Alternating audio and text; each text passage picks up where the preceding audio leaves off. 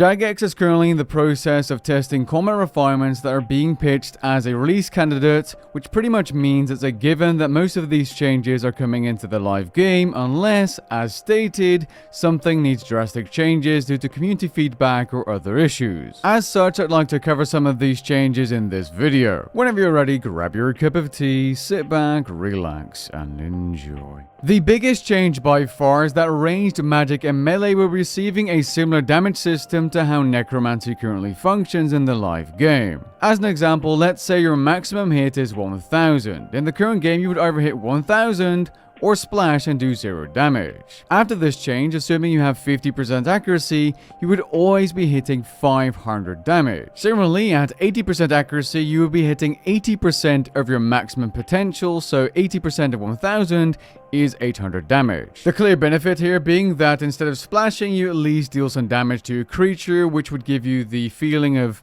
actually doing something to it. Unfortunately, in the beta, it doesn't seem like this is functioning as intended, as if you drop really low in accuracy, you actually do start splashing again.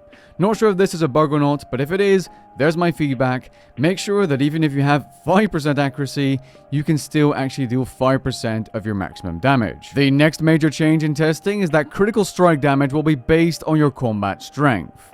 Ranged, magic, and strength, yes strength, not attack, will increase your critical strike damage up to a maximum of 60% at level 19 each, just like necromancy does in the live game. As you all know, necromancy does scale to 120 where it can get 75% extra critical strike damage. It's unknown if Jagex's intentions are to increase the other combat styles to level 120 just yet. For now, they want to modernize and simplify the current damage system, including the critical strike system. The hit cap for ranged melee magic will be increased to 30,000, meaning that certain abilities that do hit the damage ceiling right now will be able to thrive as they should. A good example is the Dragon Longsword special attack inside an Essence of Finality, which is surprisingly getting some extra juice in this beta as well. Next, I'd like to cover some features that we have been teased before on Twitter by certain JMods, and these are features I believe are coming to RuneScape in their current form no matter what happens in this beta, simply because these are quality of life features that just make the game feel so much more modern. There will be new updated tooltips for melee, ranged magic, and constitution abilities indicating adrenaline usage,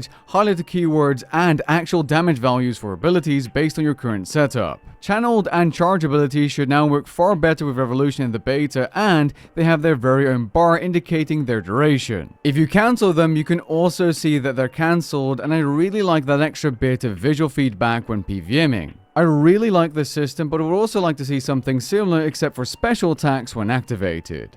Interacting with action bar slots in the beta will briefly highlight the slot with a golden outline, which is again that little bit of extra visual feedback that I didn't know I was missing, to be honest. Mobile abilities and anticipation can always be cast even if your ability is just activated, as they have no global cooldown, which is an incredibly nice fluid feeling. It's almost as if RuneScape had a tick rework, but it didn't. This would allow you to activate anticipation even if you've just activated an ability, which will mean you'll be able to react to certain boss mechanics even if you've accidentally pressed something or you're using Revolution and activated an ability for you. I can imagine many bosses, for example, Telos Hold still becoming far more reactable and easier this way, and even Jagex see the potential in adding this feature, as this could in theory, according to them, allow them to introduce future boss mechanics which require even faster reactions than that 1.8 second global cooldown.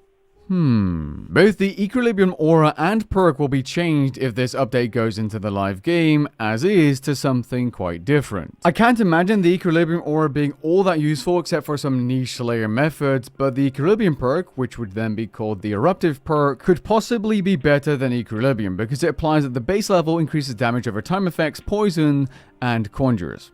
I can imagine at least being more useful than Equilibrium for Necromancy is now. I'm no spreadsheet warrior, but considering that they've taken feedback from players, because before I think the beta had like this perk would then not allow you to crit, and instead that's the Aura's effect, and they don't want people re-perking their gear necessarily or having to feel the need to do so, I think this perk is going to be either about the same, if not better. Now in the beta you can play right now, damage ranges have been smoothed out and increased to offset other changes like removed damage links. Certain abilities in the live game have a higher chance of hitting a low average, And if the new changes are implemented, there will be less of that happening, less variance and more consistent damage values throughout your combat.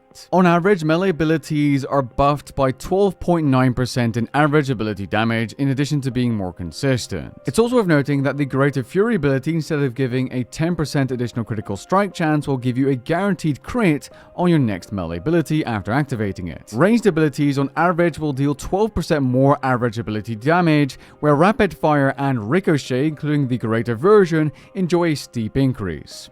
I'm sure players that use the Draculif armor set are really happy right now. Magic's ability damage ranges have been increased by an average of 9.1%, but I do have to say it's the least interesting style in the beta. There are other buffs like Magma Tempest being stronger, even though the auto attack is going to be removed if this goes through, which I'm sure a lot of those more skilled PvMers are not going to like when using the targeted version to start off a fight. The Metamorphosis ability is stronger, which is going to make short damage bursts for magic even stronger. And you can juice up the Rack and Rune Combust effect by using Greater Chain in combination with it, but, you know, magic really didn't seem all that interesting. Melee, of course, has the most changes in this beta because the Battle Axe, the Dragon Battle Axe, and the Berserk ability now stack multiplicatively. And there's a new Leng Swords buff, although I'll be honest, Melee still feels like a style with no identity and too much going on, too many weapon choices and too many switches for no benefit compared to a style like Ranged or even better Necromancy. And for that reason, I'll leave my gear in the bank and see where this goes in the long run, because I can get burst damage with other combat styles and I don't need to be in melee distance, and you know, there are definitely improvements in this beta, but it just isn't for me. Speaking of improvements, why do Vorm Bombs still cancel out channeled abilities? It's just... ugh. When looking at the beta as a whole, I care more about the modernization part of these changes than all of these special attack buffs, because at the end of the day, I'm just going to wait until people come up with whatever the meta is there and pick that for my earware. Now, I really think that the channeled ability bar and the no global cooldown anticipation ability are going to make RuneScape feel more modern, and those things are far more important to me. Now, I didn't cover every single detail in this video because I think some of those special attacks are very much subject to change, unlike the more major changes like the ability damage squishing. If you want to make sure you're not missing out any details, or you want to try out the beta for yourself, be sure to head to the link in the description below. Mod Doom has even created an audio version of the post, so if you want to listen to a JMod talking about this beta, you can do that as well. It's kind of like an update post podcast. I kind of like it. Anyways, with that being said, I hope you guys enjoyed this video. If you did, leave a like down below and maybe even consider subscribing. Catch you guys in the next one. Peace.